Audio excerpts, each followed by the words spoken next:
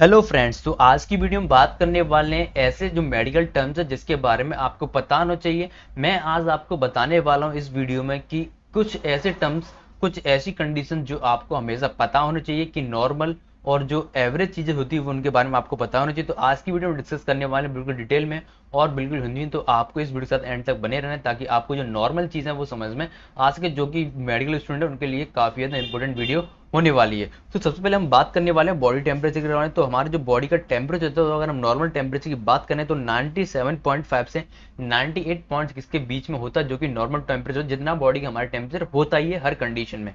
तो अगर आपको जो फीवर है, फीवर आता है तो उस कंडीशन हमारा टेम्परेचर 99 से एवब हो सकता है। अगर हाई फीवर है तो आपका टेम्परेचर 100 से भी एवब हो सकता है, जो कि फ़ारेनहाइट में है। तो मैं आपको बता दूं, आप अपना टेम्परेचर थर्मामीटर से मेजर करिए, तब आपको पता चल जाता है कि आपका जो टेम्परेचर है बॉडी का कितना। तो उससे आपको अंदाज लग जाता है कि हमारी बॉडी का टेम्परेचर कितना है और कितना होना चाहिए।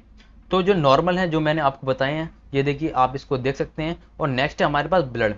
तो ब्लड के बारे में बताना चाहूँगा। ब्लड हमारे बॉडी का एक ऐसा कंपोनेंट जो कि काफ़ी ज़्यादा इंपॉर्टेंट कंपोनेंट है, क्योंकि यही एक ऐसा कंपोनेंट जो कि हमारी हर न्यूट्रिएंट को सप्लाई करता है। हर न्यूट्रिएंट को हमारी बॉडी में, पूरी बॉडी में सप्लाई ब्लड ही करता है। तो यहाँ पे देखिए मैं बात करने जा रहा हूँ नॉर्मल। नॉर्मल जो ब्लड होता है वो हमारी बॉडी में आखिरकार होता कितना है। तो यहाँ पे देखिए नॉर्मल मेल्स की अगर हम बात करें तो 5 से 6 लीटर मेल्स में आपको ब्लड देखने को मिल जाता है। और अगर फीमेल की बात करें तो 4.5 से 5.5 लीटर होता है। तो तो यहाँ पे देखिए ये जो नॉर्मल चीज़ें जो मैंने आपको बताई, जो नॉर्मल मतलब जो नॉर्मल बॉडी में होती ही हैं, अगर आप अपना ब्लड टेस्ट कराएंगे तो आपको वहाँ पे ये नॉर्मल और इसकी एक्सेस रेट भी यहाँ पे देखने को मिल जाती। तो मैंने जो आपको नॉर्मल टर्म यहाँ पे डिस्कस की है। और मैं आपको एक चीज़ और बता दूँ, फीमेल्स का जो ब्लड है वो मेल से कम होता है, क्योंकि इसके काफ़ी ज़्यादा रीज़न है। अगर आप बायोलॉजी स्टूडेंट है तो आप इसको अच्छे से जानते ही होंगे। नेक्स्ट है हमारे पास ब्लड कंपोनेंट्स। तो हमारे ब्लड में भी काफ़ी सारे ऐसे कंपोनेंट्स होते हैं जिसके बारे में हमें पता नहीं होता है, लेकिन मैं आज आपको इसका बेसिक से समझाने जा रहा हूँ, तो आप इसको ध्यान से सुनिए। तो हमारे ब्लड में 3 तरह के कंपोनेंट होते हैं जो कि काफ़ी ज़्यादा इंपॉर्टेंट होते हैं। सबसे पहले होता है हमारा आरबीसी, फिर होता है हमारा डब्ल्यूबीसी, फिर होता है हमारा प्लेटलेट्स। तो यहाँ पे देखिए सबसे पहले आरबीसी की हम बात कर लेते हैं। तो आरबीसी का जो मात्रा होती है हमारी बॉडी में, अगर मेल की बात करें तो यहाँ पे 5.5 मिलियन मिलीमीटर पर मिलीमीटर क्यूब होता है मेल्स में, और जो फीमेल्स होती हैं 4.5 से 5 मिलियन पर मिलीमीटर क्यूब होता है। तो ये हमारा अमाउंट जो कि नॉर्मल रेंज है यहाँ पे आरबीसी की। और नेक्स्ट है हमारा डब्ल्यूबीसी। डब्ल्यूबीसी मतलब वाइट ब्लड सेल, जो हमारी बॉडी को किसी भी प्रकार के इन्फेक्शन से लड़ने में काफ़ी ज़्यादा मदद करती है, वो हमारी डब्ल्यूबीसी कहलाई जाती है। तो यहाँ पे देखिए जो डब्ल्यूबीसी का अमाउंट होता है हमारे स्टूडेंट, जो डब्ल्यूबीसी की रेंज होती है वो 6000 से 8000 मिलीमीटर क्यूब होती है। तो यहाँ पे देखिए ये जो इसकी नॉर्मल रेंज है। और नेक्स्ट हमारे पास प्लेटलेट्स। तो प्लेटलेट्स के बारे में तो आप सभी जानते ही होंगे। तो यहाँ पे देखिए 1.5 से 4 लाख तक हमारी जो नॉर्मल रेंज बताई जाती है प्लेटलेट्स की। तो मैं अब आपकी इनकी लाइफ साइकिल बता देता हूँ। जो आरबीसी की लाइफ साइकिल होती है वो यहाँ पे 120 डेज के बाद हमारी नई आरबीसी हमारी बॉडी में जनरेट हो जाती हैं। नेक्स्ट हमारी डब्ल्यूबीसी। तो डब्ल्यूबीसी की भी एक एज होती है, तो उस टाइम के बाद भी ये जो हमारी डब्ल्यूबीसी है वो यहाँ पे जनरेट होती है, जिसकी डेज होती है 7 मतलब 1 वीक के बाद जो हमारी डब्ल्यूबीसी है वो नई बन जाती है। नेक्स्ट हमारे पास प्लेटलेट्स। तो प्लेटलेट्स की लाइफ साइकिल के बारे में बात करें तो यहाँ पे 24 घंटे में हर बार नई प्लेटलेट जनरेट होती है हमारी बॉडी में। हमारी पूरी बॉडी की एक साथ जो प्लेटलेट्स जनरेट होती हैं। तो यहाँ पे मैंने आपको नॉर्मल कंपोनेंट्स यहाँ पे ब्लड के बता दी, जो कि आपको यहाँ पे पता होना चाहिए अगर आप मेडिकल स्टूडेंट्स हैं, क्योंकि काफ़ी बार हम पैथोलॉजी लैब पर जाते हैं और हमें ऐसे टर्म्स वहाँ पे देखने को मिल जाते हैं, तो जिसकी हमें नॉर्मल रेंज यहाँ पे पता होना चाहिए। नेक्स्ट है हमारे पास हार्ट रेट। तो हमारी जो हार्ट की रेट है वो नॉर्मल आखिरकार कितनी होती है, तो यहाँ पे जो नॉर्मल रेट है 72 बीट्स पर मिनट। तो मतलब 1 मिनट में 72 बीट आती है लब डब। दो तरह की बीट होती है, लब dub, blood in blood out. तो यहाँ पे जो 2 बीट होती हैं उनको मिला के यहाँ पे जो 72 बीट्स होती हैं यहाँ पे हमारी बॉडी की टोटल, जिसको हम स्टेथोस्कोप से मेजर भी कर सकते हैं। हाई हार्ट रेट की अगर हम बात करें तो 90 से 120 पर मिनट हो सकती है, जो कि पेशेंट के लिए काफी ज्यादा घातक हो सकती है। तो यहाँ पे जो मैंने नॉर्मल रेंज और हाई रेंज आपको डिस्कस कर दी है, तो आपने कहीं कहीं हॉस्पिटल्स में देखा होगा ईसीजी, तो इलेक्ट्रिक कार्डियोग्राफ आपने देखा, तो वहाँ पे आपको ऐसा ग्राफ देखने को मिल जाता है जो हमारी डिस्कस करता है कि हमारी जो बीट है वो कैसी चल रही है।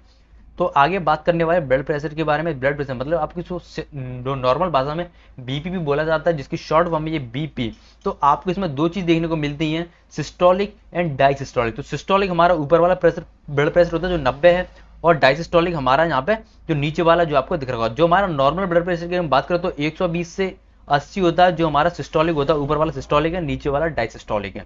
तो अगर हम बात करें न्यूली बॉर्न मतलब जो बच्चा हाल ही में पैदा होता है या जो बच्चा हाल ही में पैदा होता है तो उसकी जो हार्ट रेट अगर मेजर किया जाए तो यहाँ पर 90 से 155 बीसी में आएगी, जो कि नॉर्मल रेंज होती है। नेक्स्ट है हमारे पास यंगर की, जो 12 से ऊपर होते हैं, 12 से एबव एज के होते हैं, तो उनकी जो हार्ट बीट अगर मैच करेंगे तो यहाँ पे 120 से 80 आएगी, जो कि आपको आपने बुक्स में ही पढ़ा होगा, जो नॉर्मल रेंज बताई जाती है 120 से 80।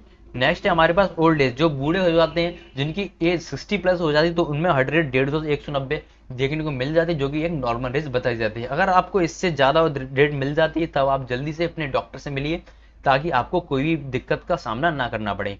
नेक्स्ट हमारे पास ब्लड शुगर। तो ब्लड शुगर के बारे में तो हमारे जो जो डायबिटिक पर्सन होते हैं उनमें जो शुगर नापी जाती है, तो जो ग्लूकोमीटर रहता है उसके थ्रू हम ब्लड शुगर नाप सकते हैं, तो जिसमें नॉर्मल रेंज होती है। अगर फास्ट मतलब खाली पेट अगर हम ब्लड शुगर की जांच करें, अगर आपकी 70 से 100 के बीच में आ रही है तो वो आपकी नॉर्मल रेंज में बताई जाती है। नेक्स्ट है हमारे पास पीपी, मतलब आप खाना खाने के बाद आपकी जो ब्लड शुगर अगर आपकी 140 के बीच में रहती है, 70 से 140 के बीच में अगर आपकी शुगर रेट रहती है तो आपकी ये नॉर्मल रेट है। तो नेक्स्ट हमारे पास प्री, तो मतलब खाना खाने से 4-5 घंटे बाद अगर हम मेजर करेंगे 100 से 125 आती है।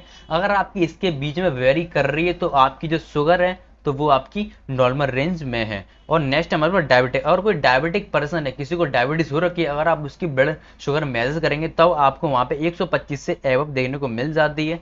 तो अगर आपकी 125 से एबव आ रही है और आप एक डायबिटिक पेशेंट नहीं है, अगर आपकी 125 आ रही है तो आप जल्दी से जाके अपने डॉक्टर से प्रिस्क्राइब के लिए और आप वहाँ से ट्रीटमेंट लीजिए, ताकि आपको जल्दी से शुगर कंट्रोल हो सके। नेक्स्ट है हमारे पास ऑक्सीजन लेवल, हमारी बॉडी का ऑक्सीजन लेवल आखिरकार कितना होना चाहिए। तो यहाँ पे देखिए जो ऑक्सीजन लेवल है वो नॉर्मल होता है 94।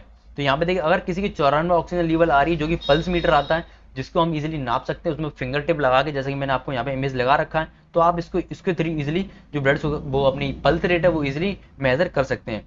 और अगर आपकी 94 से 100 के बीच मारी तो वो बहुत ही ज्यादा अच्छी बात है, जो कि नॉर्मल रेंज में ही मानी जाती है। अगर आपकी ऑक्सीजन लेवल 94 से कम आ रही है तो वो एक लो पल्स रेट मानी जाती है। और अगर आपकी 90 से कम आ रही है तो वो बहुत ही ज्यादा लो, तो इस कंडीशन में आपको अपने डॉक्टर से बहुत ही जल्दी मिलना चाहिए।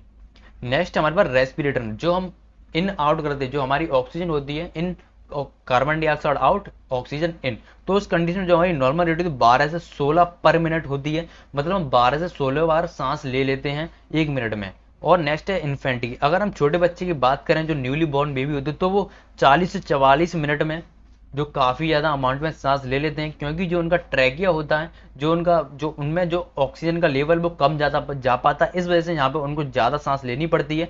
तो जो रेट है वो बच्चों की ज़्यादा होती है देन कंपेरिजन टू बड़े। तो यहाँ पे देखिए आपको जो नॉर्मल रेट है जो मैंने आपको यहाँ पे डिस्कस की है, तो यहाँ पे मैंने आपको डिस्कस कर दी सारी नॉर्मल कंडीशन जो आपको यहाँ पे पता होना चाहिए। जो मेडिकल स्टूडेंट है, जो या तो फिर मेडिकल की प्रिपरेशन कर रहे हैं, तो उनको इनके बारे में पता होना चाहिए। तो उम्मीद करता हूँ आपको ये वीडियो इन्फॉर्मेशन काफी हद तक पसंद आए, तो वीडियो को लाइक कर दीजिए और चैनल को सब्सक्राइब जरूर कर लीजिए।